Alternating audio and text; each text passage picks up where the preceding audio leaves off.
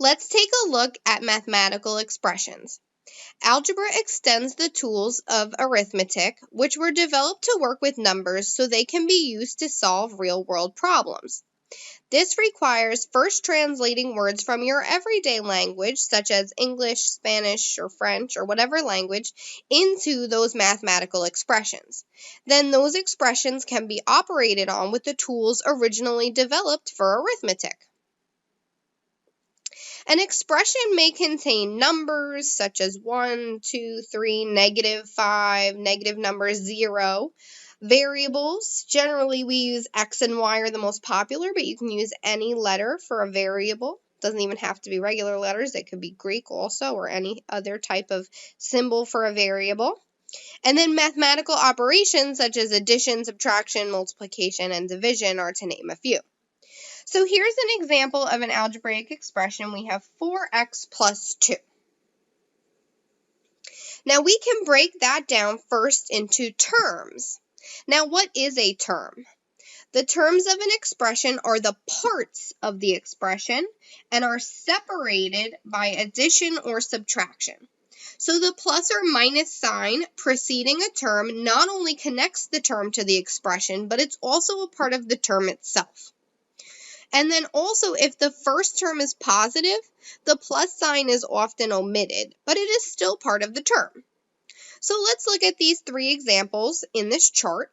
We have the first column is the expression, and we want to break it down as the first term and the second term. So these are all three examples of two terms.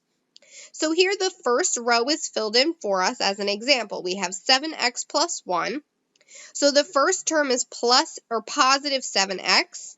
Even though we didn't see it, we assume that that plus is there. And then since it says plus 1, we can see the second term is going to be a positive 1. The plus is right there. So let's fill in the second two columns, breaking it down into the first and second term and including the sign.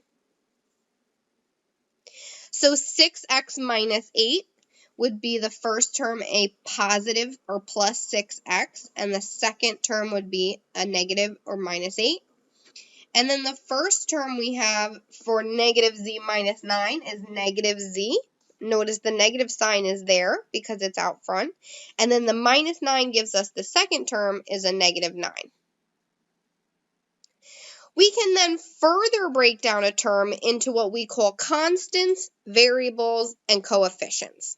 So a constant is a fixed value, a number on its own that may be positive or negative. A variable is any letter or symbol that represents a changeable or unknown value.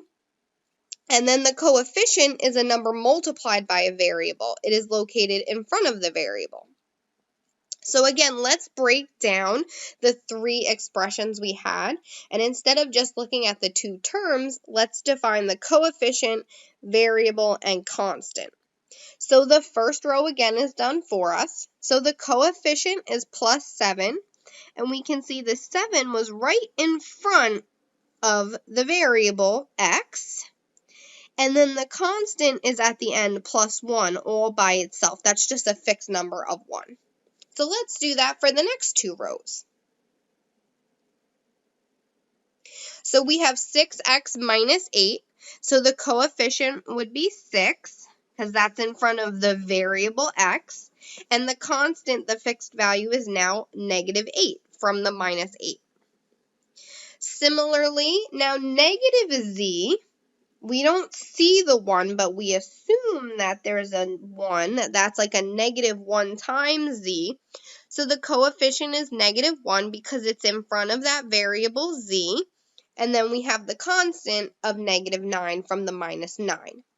And note that we are including the signs of the constant and the coefficient. Again, because of that positive or negative, it's good to distinguish between the two, whether we see the plus or minus in the problem or not.